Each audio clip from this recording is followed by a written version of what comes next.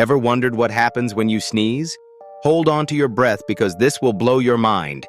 When you sneeze, air blasts out of your nose and mouth at a jaw-dropping 150 kilometers per hour. That's quicker than a speeding car on the highway.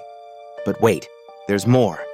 With just one single sneeze, you can launch thousands of tiny droplets traveling across several meters. It's not just about being polite when you cover your mouth. It's pure science. So next time you feel that tickle, remember, your sneeze could be a mini tornado. Would you dare to unleash that power without warning? Comment.